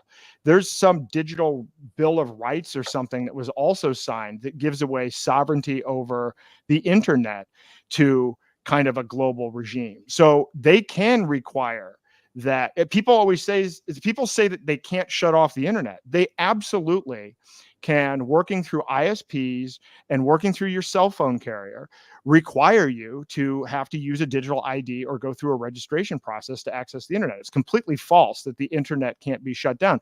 Obama put a kill switch in on the internet when he was president. So there are a lot of myths out there about, oh, they could never do that, or in order for this to happen, they'd have to shut off the internet. Well, they wouldn't have to shut off the internet. They've been making incremental moves to be able to control access to the internet. And this has already been done in developed nations. Now, as to how to fight back, that's a longer. So I'm doing the piece that I'm doing on currency because I think it's the most important, because I think it's the gateway to everything else. But what I'm going to be announcing soon is I'm putting together an alliance of people in adjacent fields: health freedom, food freedom, other privacy areas, where we can all start working together and sharing best practices. So for instance, one thing that I'm in the process of doing, and this is the tough part about this. So, because on the one hand, you want to educate people about the threats. So if you go and use all of these decentralized tools, you're going to be in this really small, isolated social network. And so it'd be great. It'll be the three of us sitting here talking with maybe 100 of our other friends. So you kind of have to have a dual life. So on the one hand, it's like, all right, yeah, I'm going to use X. I'm going to use these other things for now, but I'm also going to be developing these other systems. So you can de-Google your phone. You can actually get an anonymous SIM card that you can buy with Monero. There are all of these other things that you can do. And so, we can start developing, ways of being able to buy raw milk using privacy coins, and ways of teaching each other how to use these decentralized technologies. That's the way to fight back. And my theme over and over again is, don't fight this. We're not going to win. Again, we're not going to win these elections. And part of me wants to spend a lot of time explaining just the math behind what that would take. If you look at, okay, if you had $100 billion, maybe you could win, but literally that's what you would need to kind of overwrite the existing system and the structures that are put in place. Just as an example, and this is one of the things that, it's demoralizing, but you have to face the reality of it. 74% of Americans can't identify the three branches of government. More than 50% of Americans don't know what the Electoral College is. I think 38% of eighth graders are proficient in history and 33% in civics, or it's backwards. The trends are going down. In other words, the average voter is low to no information. So no matter how much we try to educate people, the overwhelming majority of people don't even understand the basics of the form of government, which is why we're not going to be able to win in these rigged systems. So we just have to start pulling off. We just need to stop complying and then start moving to these decentralized systems, and then bring people along based on that adoption curve I talked about earlier. So find those innovators now, and then we all work together as innovators to make this easy to understand and make solutions easy for other people. And then we go up the rung, because we'll be able to help everybody out. One of the big concerns is people are like, oh, well, this sounds complicated. My aunt will never do this. And then people start getting worried about friends and family getting left behind. They won't get left behind. They're just going to come on board at a later stage in the cycle. And I think if we look at it that way, that will actually help us focus and not get off track. Yeah, I think that those are all good points. I get this question from a lot of people who are not aware of a lot of things that are going on, and they'll ask me this, and I have an answer to it, but I want to see what your answer is. Who are they and why are they doing this? When we say they, which inherently implies conspiracy, which of course conspiracies occur. It's not like there's no conspiracy in the world. I mean, but who are they and why are they doing it? And then I have an interesting answer as well. And then I want to go back to Brittany. So first of all, conspiracy theory itself is a term coined by the CIA to get people to stop investigating the JFK assassination. Yeah. So it literally, even by bringing up that term, it's a way of getting people to not look into things. Yeah, there's a conspiracy theory about conspiracy theory. I know that, and that's why I use the word. I kind of lean into it. Go ahead. Yeah. So, but on top of that, everything is a conspiracy. Conspiracies aren't bad. We are two or more people. We're three people now with a conspiracy to share information related to, Liberty Speaks, right? That's a conspiracy. If you form a business, it's a conspiracy to do whatever the vision of that business is. It's multiple people working on a common end. I spent a lot of time studying who they are, and it gets into, and a lot of people like to get into bloodlines, and it can go a whole variety of different ways. And I actually got to a certain point, and then I realized I'm not going to be able to actually learn more factually, because it's not verifiable. But I've learned enough, and so I'm going to give the most charitable case. And there's a really good book that I'm reading right now about Rockefeller. I actually think that you will find Rockefeller is in everything. He has affected the public education system. He's affected the education system. He was involved in the funding and the founding of the UN. Explicitly involved in depopulation programs. Explicitly, all of this information can be documented. And so So here's the most charitable case that I've come up with.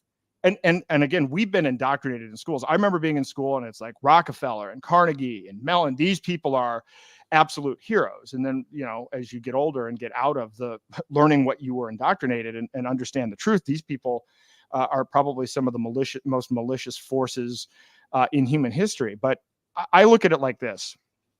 I actually think that, let's take the charitable case, which is that they truly believe Rockefeller made what would be the equivalent of trillions of dollars. And he really held beliefs that he actually thought were true. And he believed that we have scarcity, and he believed that we're going to destroy the planet and we're going to wipe out humanity. And that the only way to solve this problem is if, benevolent, successful people like himself make decisions for people. So I think it might have started out with good intent. And then his son, you look at David Rockefeller and everything else. Well, so here's somebody, you're brought up, you're born, and your dad says, son, you have a great responsibility. We have all this wealth. We're here. We have a benevolent mission. We have to save humanity. I think it's completely conceivable that the intentions of all of this are good. I mean, it could be shape-shifting reptilians. It could be the other thing, but let's say not. Let's go with this benevolent approach. Even if that is the approach, it will still fail. And the reason it'll fail is there's what we know, there's what we know we don't know, and there's what we don't know we don't know. And the what we don't know is massive and almost infinite in comparison to the other two slices of the pie. And by the way, that's also where the magic happens. I mean, I think I look back on everything in my life, and everything that was like really a transformational thing is not something that I would have predicted. It wasn't something on a path that I might have previously been thinking that I was on. It's always you get blindsided by something that just completely shakes your world in either a good way or a bad way. But that's, again, where all the magic is. The they behind this, even with their good intent, think that what they know is all there is to know, and they try to enforce it on everybody else, and through laws and through money and through power and control, make that the entire realm of what is possible for humans to experience. Yeah. And so that's the case. Now, as more specifically, I think the Trilateral Commission, the Council on Foreign Relations, the Club of Rome, Bilderberg Group, those groups work behind the scenes. And who are they? Those are groups that it's about 1,000 people in those groups. There's a guy, Patrick Wood, who's been studying this for 40 years. I actually asked him for a list of the Trilateral Commission. It's not public, but he's been keeping a database for 40 years. And it's like half people in industry, and then it's a percentage of people in academia, and it's a percentage of people in journalism, and it's a percentage of people in political life.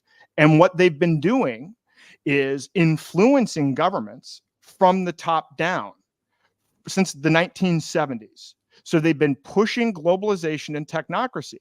And what I fight with constantly, and this is true even with people in New Hampshire who don't like me, even in the Free State movement on political stuff, is their approach is politics is grassroots and we're going to win from the bottom up. And that is not how any aspect of our political system actually works, whether people want it to be that way or not. By the way, RFK learned that, right? So, I mean, I'm not surprised that the Democrats didn't allow him in the process. Look at what happened to Bernie in 2016. I'm also not surprised that he wouldn't have even gotten double digits in the election, because this isn't how the system is functioned. So if you want it to be grassroots, that's not going to make it grassroots. As an example, the Trilateral Commission has completely infiltrated the cabinets of every administration since Carter. In the Carter administration, only one member of Carter's cabinet was not a member of the Trilateral Commission. I think every head of the Department of Commerce or Commerce Secretary since Carter has been a member of the Trilateral Commission. Why is that important? The Trilateral Commission is pushing globalization and the erosion of sovereignty. So literally for 50 years, we have had one group that has been pushing, not just in the United States. Trilateral Commission means North America, Europe, and Asia. So what they've done in America, they've done actually in Mexico, they've done in Canada, they've done in Europe, and they've done in Asia. So we don't have conflicts with these other countries. These are all manufactured divisions that we're supposed to buy into and rally around and get divided and angry about. Meanwhile, they're sitting there laughing and eroding national borders and pushing this global agenda. So with all that said, even if you give them the best case example, they are limiting almost 100% of what's possible, and it will always fail.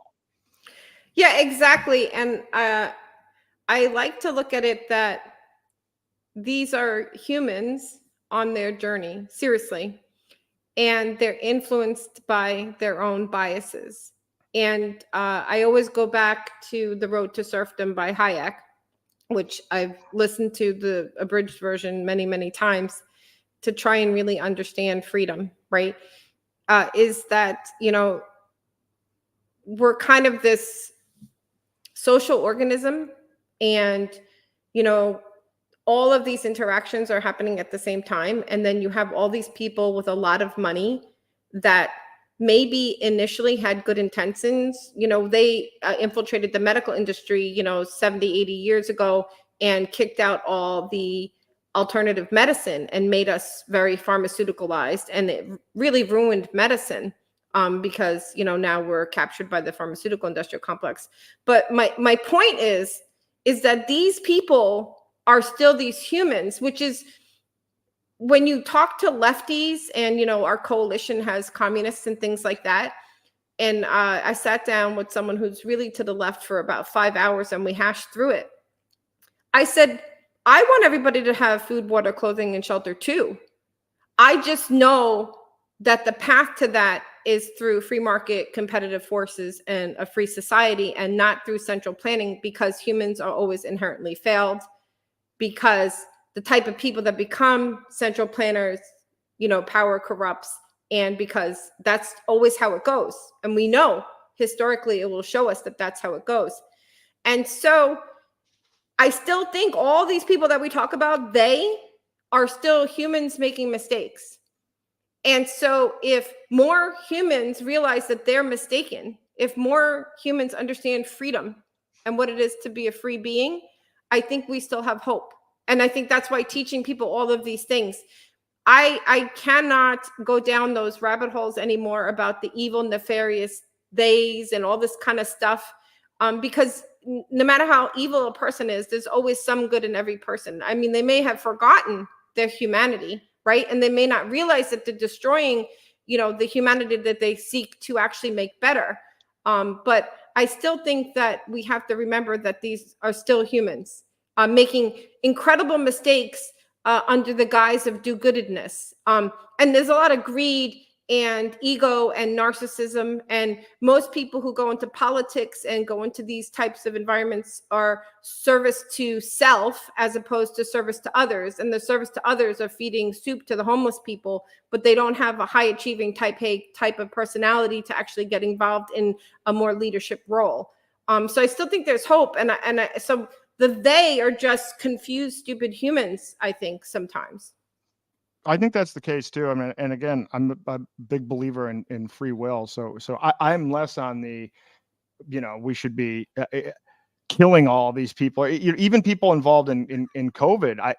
I think that the opportunity here is for learning, but we need to stop the actual death and harm and destruction. Like, that's important. But then beyond that, I think we shouldn't be all steadfast and focused on punishment, because again, I don't think that works well. I don't think people do not come out of prison in the way that we do this. There's a high recidivism rate. The approach that we take in being punitive does not generate results. And so, although I will say, and so I believe that too, I still yet have not seen, and I have encountered a couple of people now that are narcissists.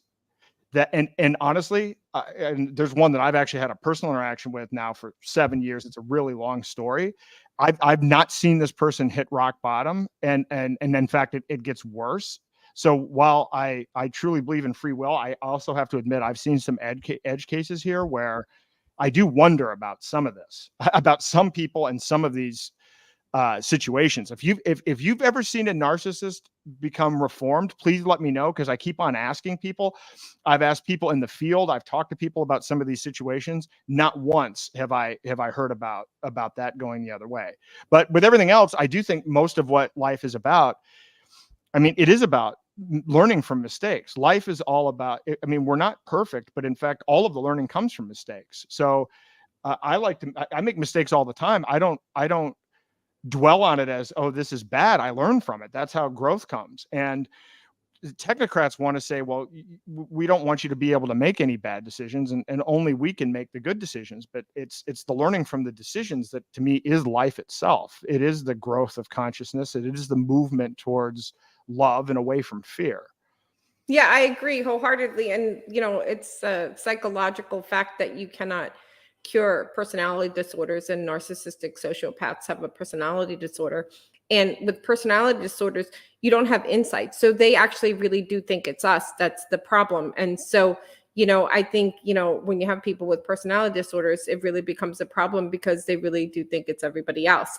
But yeah, I agree. I think, you have to work on your own self, and I make mistakes all the time. And I think also not being fear driven, and also accepting the possibility that you could be wrong. And a lot of people in these roles do not know what they do not know. Fauci's been working on mRNA biologics for 8 years and took them himself, because he's kind of like the warmongering military people who are surrounded by people that are warmongering military people. He was surrounded by people who, he didn't have a linking cabinet. He didn't have anybody, counterpointing him. Everybody was agreeing with him in his little science world. And so that's the problem again, which is just another example of central planners, which was what happened during COVID mania, is that we had central planning medical tyranny.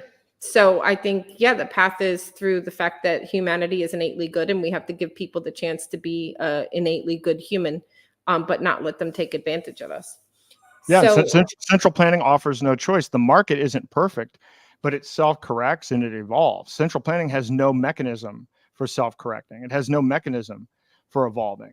And anybody that would make the assumption that there are people, there are no philosopher kings that you can put in the central planning role with continuity. And even if you find a fluke one-off person that really is great, that will end when that person, with the expiration of that person. And no one's really found a succession plan that has actually worked, which is why, Washington and Cincinnati and others were at least smart enough to know that, to walk away from power, because understanding the corrosive effects of it. We're not moving in that direction.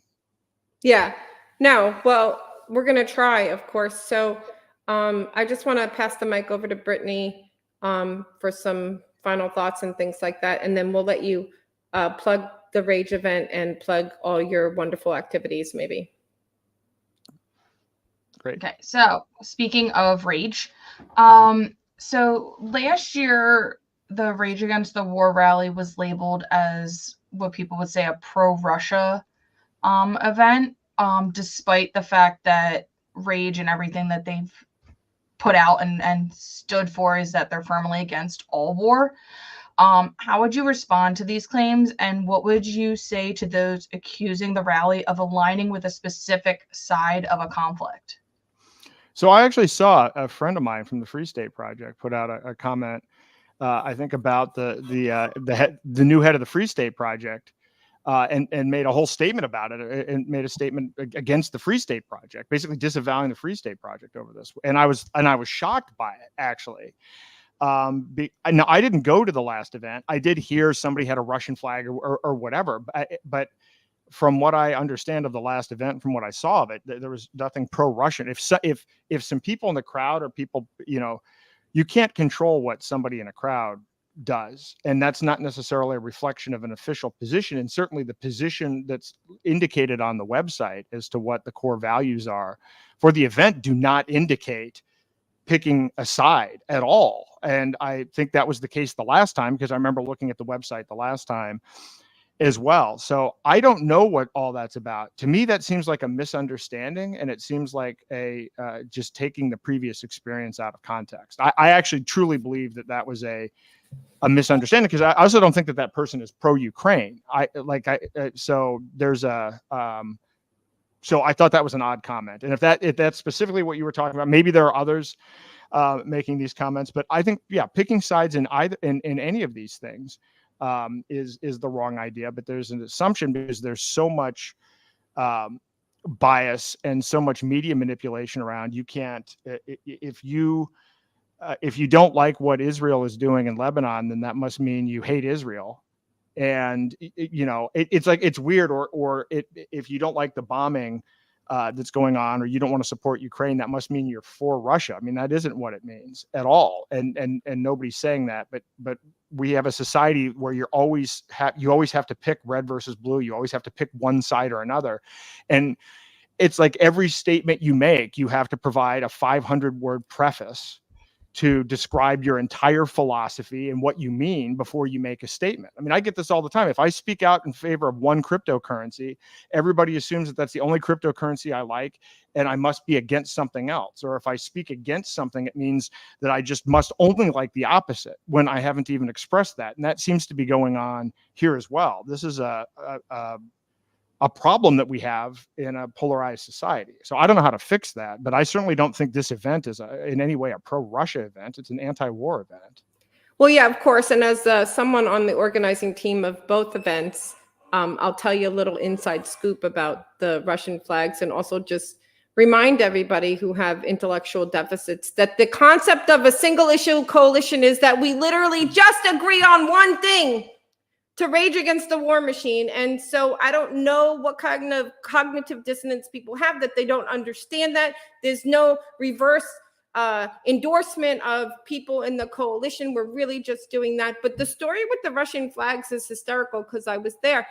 It was a public space and people decided to bring Russian flags. And, I was behind the scenes, and Nick Brana came up to me in the middle of the rally, and he said, "Irene, you got to find a way to get those Russian flags out of there. They're behind the speakers and it has a bad optic, and you know what's going to happen in mainstream." Like, literally, that's the paraphrase. That's pretty much what he said. So I'm like, how am I going to get rid of Russian flags with people in the audience? Like, so I'm walking behind stage. So I go to Angela. There's a picture of Angela and I on stage, and it has the Biden is the Nord Stream bomber, yellow sign. That story just broke. And I didn't know what that sign meant at the time. I had no idea till days later. And I'm like, Angela, like Nick said, to try and get those people with the Russian flags out of there, because it's kind of behind the speaker and the optics is going to look bad. You know how this is going to go. And we were both like, we're libertarians. Like, I'm not going to go up to some person in the audience who is freely assembling and say, you need to remove your Russian flag. Nor did I know how well that would have gone. And so a free human being decided to come to a rally and wave a Russian flag, and then it got on the cameras and the photos. And it's just absurd with me that the people don't understand the idea of a single issue coalition. And each of these speakers and sponsors, they all have their own platforms, and some of them are pro-Palestine, some of them are pro-Israel. And I don't really give a crap, because we're really just talking about the military-industrial complex and the fact that Americans are funding and contributing to the death of babies in all the countries, right? That's the whole damn point. And so your friend, I did actually come at, but he hid my reply, because I was a little disappointed in a libertarian not understanding this concept, especially someone who's in this broader space. And the Free State Project decided to be a sponsor, and was super grateful for that. And Eric is speaking, and that's awesome. And as someone who's an organizer, I just am so exhaustingly tired of people pretending that they don't understand. I find it disingenuous. I believe that they do understand, and they have some other agenda to just be a jerk, or to be a naysayer, or to just shit on people's stuff that they're doing. You know how much time we all put in to put on something like this, Aaron, you know, because you had another rally that I planned. So I just think that people need to just do your own stuff and leave us alone. Like, if you don't like what I'm doing, okay, cool. Go do your own crap and leave people alone who are working their asses off to try and unite humanity on the things that we do agree on. So, you know, I don't know. I wasn't planning on them bringing this up, but I had to say my piece, because that's the story. And I was literally there. Yep. Well, I appreciate that. And look, again, I know the person who posted this, and I know Eric. I mean, I'm in the Free State. I'm surprised he posted that. Again, to me, it seemed like it was actually a misunderstanding. But I know Eric has been, outspoken against war consistently the entire time I've known him. He's always, and he's been, big on this National Guard movement as well. And so, yeah, it's bizarre to me. And hopefully I'll post something as well to try to clarify, because I don't know if he was attacking me as well. I don't think so. I think it was more of an FSP thing. But yeah, no, it is a single issue event, and actually the coalition is it's a huge spectrum. The last event that we did, I mean, it was amazing. Like, I was the odd guy out representing nominally the Republican Party, and I was definitely the only Republican there, and yet I felt no hostility, and everybody there was completely united around this one issue, which is what we need to be. And I understand this person to be anti-violence and anti-war. So again, I think it's a miscommunication, but hopefully it'll clear itself up. Well, I don't know what's in his heart, and I don't really care, but I mean, the way I kind of looked at it, as I know he's supposed to be an intelligent person, and so I kind of found it to be a disingenuous way to just be like a naysaying nitpicker. But maybe that's not what his heart is, and maybe he actually does misunderstand. But if you're in our movement, in our community, the idea that you wouldn't understand the point of Rage Against the War Machine comes across as a little odd to me. And you're talking about the Humanity for Peace event that we had, which was another wonderful coalition, and that was also beautiful. So why don't you give us some plugs, and plug Rage if you want. If not, I will. And how do people find you, and how do we help you make the world a better place? Well, sure. Well, I'll plug the event. You can plug the logistics of it. I know it's on Saturday noon in DC, but I mean, this is a great opportunity for us to unite against the Rage Against the War Machine. Again, there's going to be a lot of different perspectives there. I mean, you can probably already guess my perspective, and it will probably be highly unique amongst the other speakers. And I'm grateful for the opportunity to present it, because I actually think that there are things that we can do to starve the beast and defund the war machine through direct personal action. We don't have to rely on convincing Congress. We just need to starve the beast. And so I'm going to deliver that message as compellingly as I possibly can, and have been working on that. In fact, I may even write a Brownstone article along with it.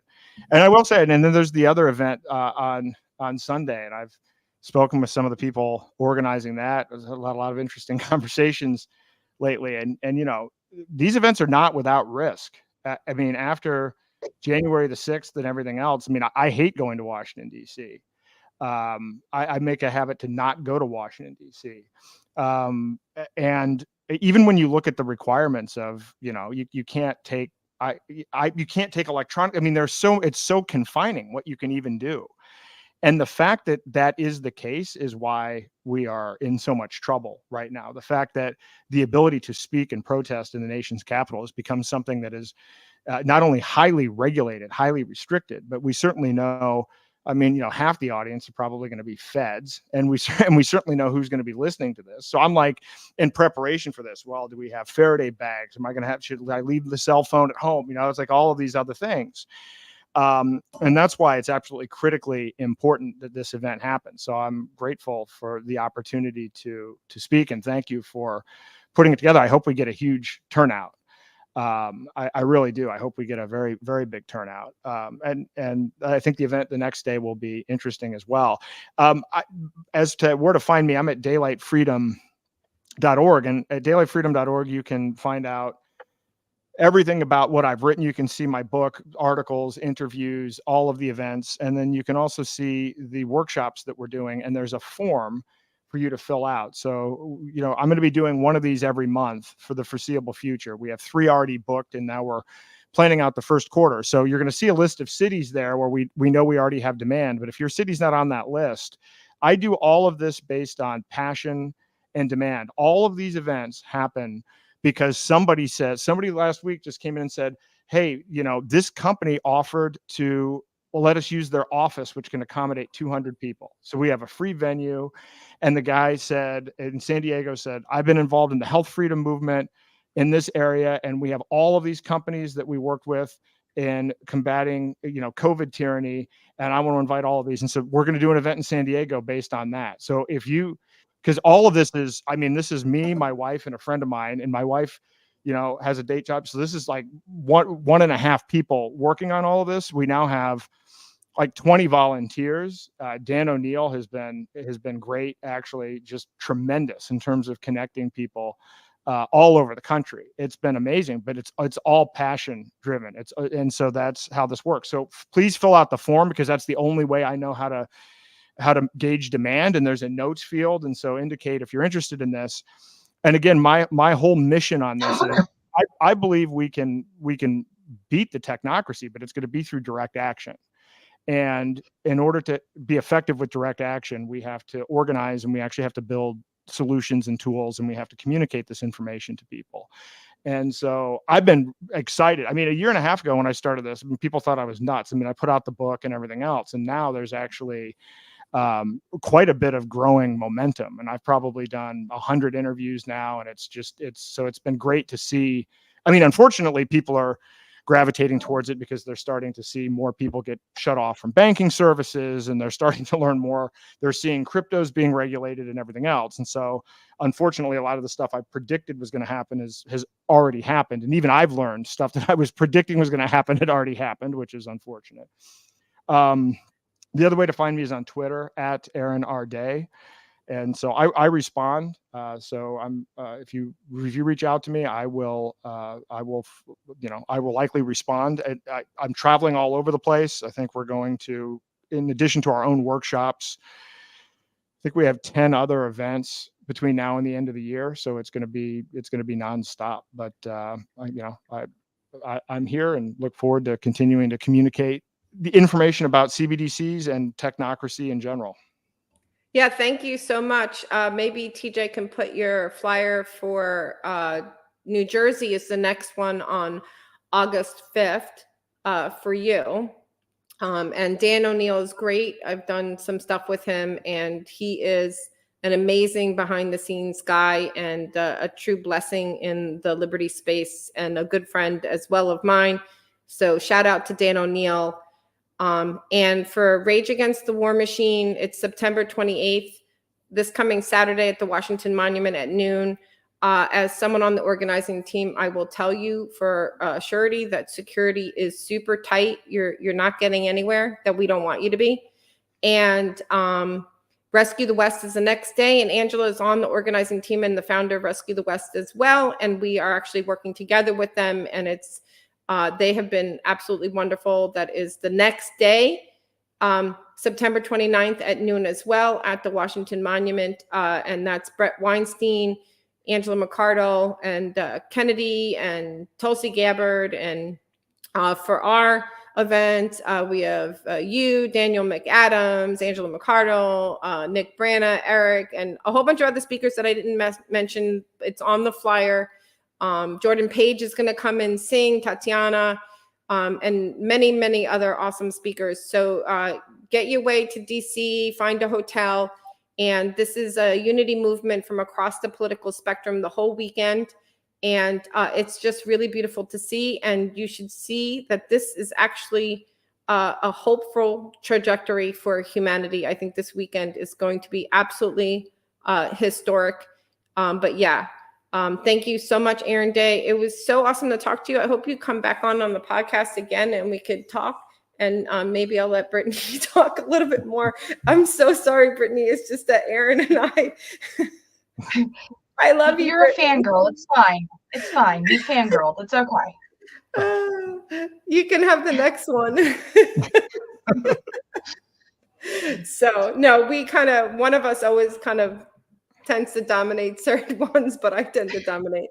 Anyway, thank you for coming on to Liberty Speaks podcast. You are the best, Aaron, and I'll see you in a few days. Everybody have a blessed night, and remember that you were born to be free. Peace out, everybody.